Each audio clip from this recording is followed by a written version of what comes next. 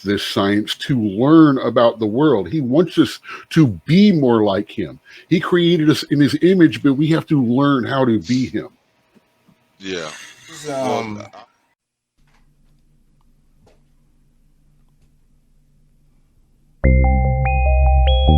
Hey, this is a shout out to barely want to cover this because I hate these kind of topics, but it's Houston adopted father of 9 used religion, social media to mask abuse of children, prosecutors say. The Houston Chronicle posted this. They said prosecutors outlined the hellish life for the adoptive children of Hayam Cohen, whose birth name is Jeffrey Lujan Vigil, outside his portrayal of a tight-knit, pious family on social media.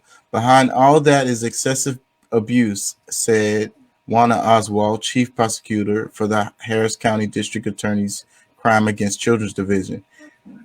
Each court appearance of the defendant, the latest on Friday, and with him now facing 12 child abuse charges, has unraveled a layer of purported deceit.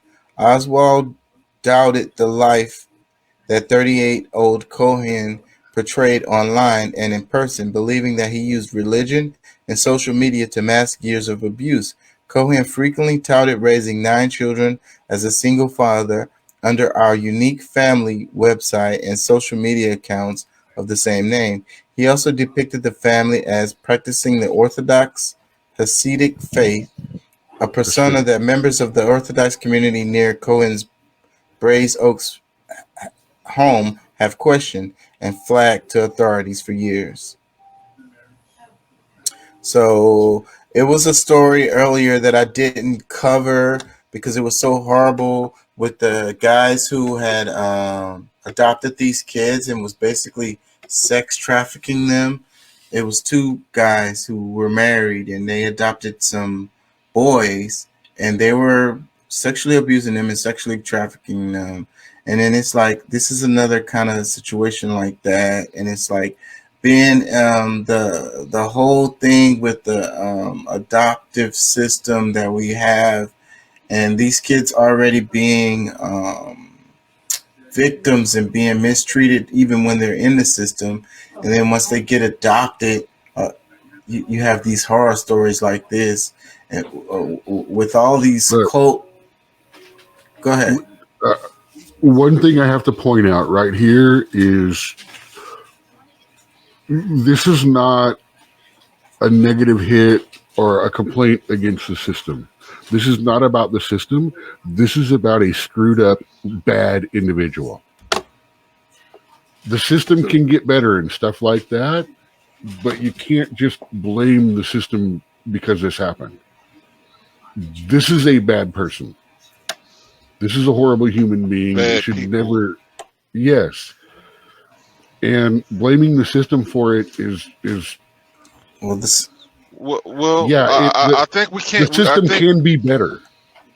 yes. Now, see, I can roll with you there because, but at the same time, we can't take all the weight off of the system because there's- they somewhat allowed this to happen enough to where these people felt comfortable enough that they could come and The- adopt these kids and get and do what they're doing.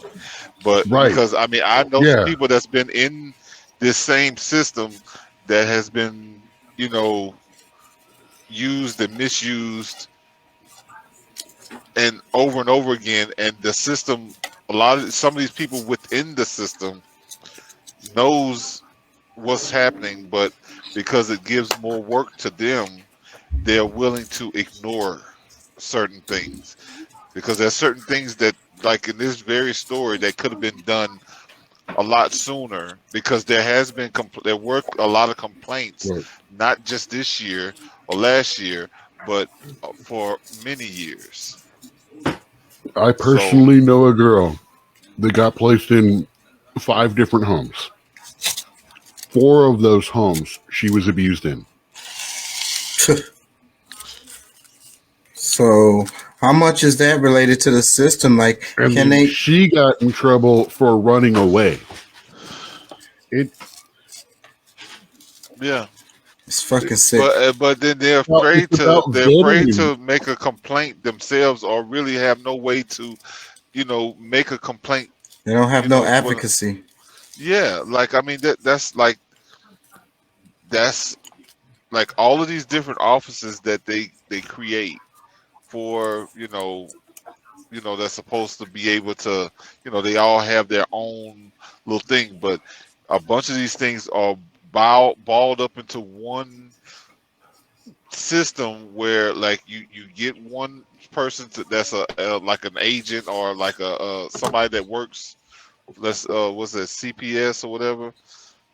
A lot of times they're assigned to an agent that's supposed to be to oversee their interactions with these these foster parents, or if they quote unquote get lucky enough to get adopted, that Oh will wait, force kind of look through over this process.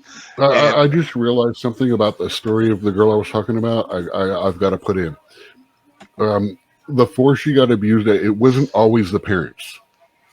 Sometimes it was the stepbrother, or it was another person that was in the system with them. yeah, a lot of times there might be other children that's even their own Yeah, it was like age. the stepbrother or another adoptee. It wasn't always the parents. I have to make Yeah, that no, clear because I get it. fair. Because like that's the part that I mean. That's why I can't just it's things that they may not know, but they're so afraid of what might happen to them that they don't speak out, and that's one thing that because they probably seen other people who tried to tell, but they the ones that get their ass whooped in the foster homes, because they're the ones that's gonna speak out or have somewhat of a rebellious spirit. They're the ones that get in trouble. So the ones who see that, they shut the hell up, and they just, okay, well, I guess I'll just deal with this you know, for a little while, because it seems to them to be the better route for them than to be able to just tell the adults what's happening to them. Let's talk about. I want to do Major Retailer Green right quick,